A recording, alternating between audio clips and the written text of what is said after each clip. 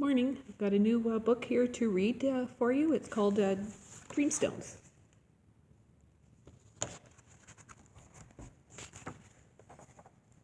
It was early one spring when the Lily sailed from England.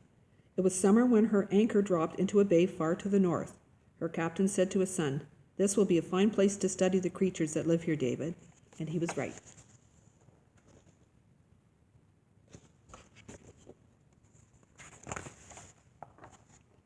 Nesting birds swam and squabbled everywhere.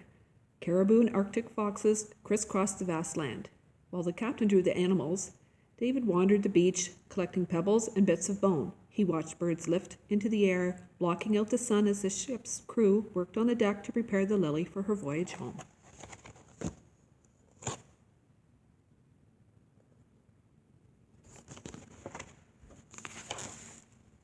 Sometimes he walked inland with his father.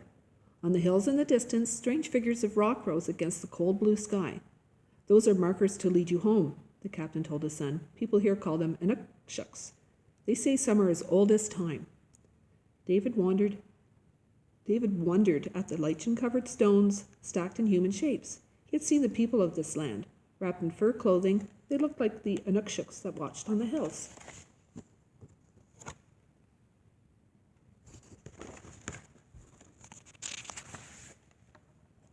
One night there was a ring around the moon. The next day the wind shifted. A storm blew in, and when it ended 3 days later, the ship was held fast in the ice. The Lily had stayed too long. Now everyone remained on board most of the time. The wind howled, and the sounds of ice pressing against the hull groaned around them. Once, echoing through the ship, they heard the far-off song of whales under the sea. Each day was colder. Each night was longer, until finally the sun did not rise at all, and the world was dark.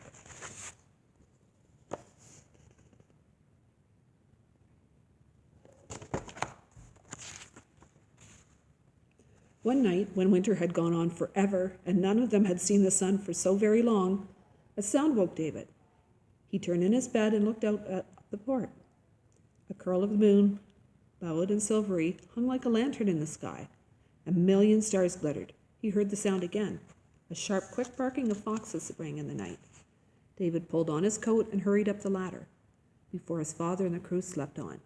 There, at the edge of the shore, 2 foxes stood in the moonlight. David climbed down the gangplank and ran across the frozen bay. For a moment he saw the foxes laughing, black eyes. The animals turned and scampered over the snow, stopping just at the edge of a hill. See the foxes there and some of the other native animals.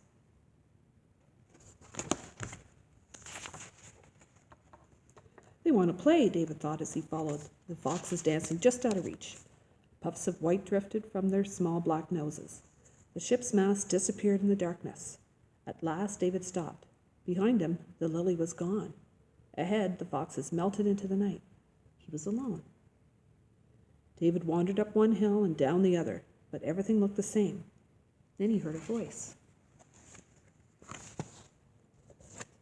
see him back there following the foxes.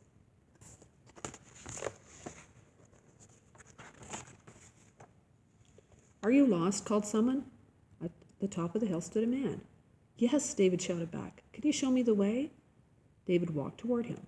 The man was tall and broad, dressed in gray fur that ruffled in the wind. A hood shadowed his face. His fur mucklucks were planted solidly on the snowy ground. "It would be best to wait until the sun rises," said the man. "The sun has disappeared," answered David. "It has been night for so long." "Ah, but this is a special night," said the man. "This is the night the sun comes back. If you're patient, you will see it." So David waited. It's the man that he saw. The man had wood boards from an old whaling ship, he said, and he made a fire. Flames danced over the frozen ground, and snapping sparks licked the darkness. David sat near the heat, wrapped in the man's fur robes. All night they watched, and as they watched, they talked. David told the man about the Lily and his father and the creatures they had seen. The man told David secrets about the animals and what they dreamed.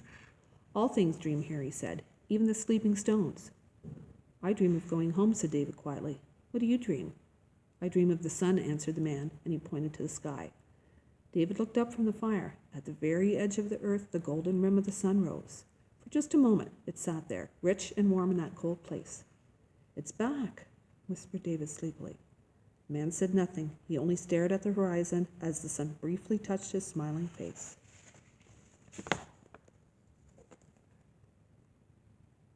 See the sun down over here.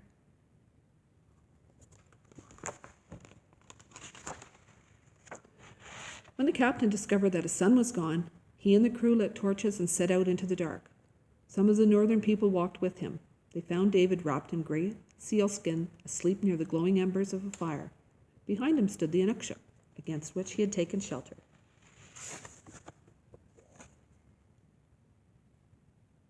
See the Inukshuk there?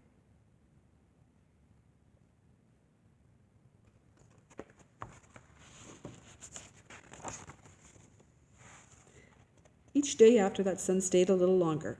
The nights became shorter. One night, there was a ring around the moon. The next day, the wind shifted and a storm blew in. When it ended 3 days later, the Lily had broken free from the thin ice. Spring had come back to the north.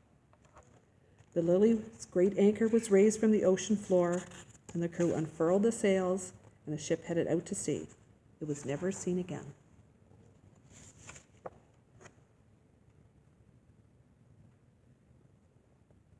See the ship leaving there?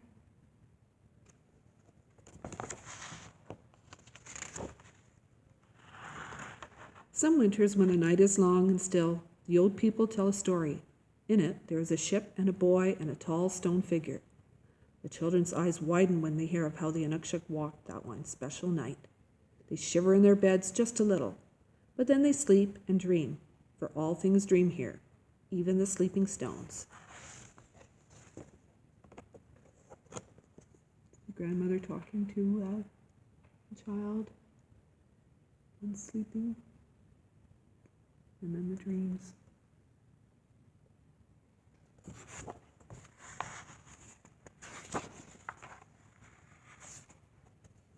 That's the end.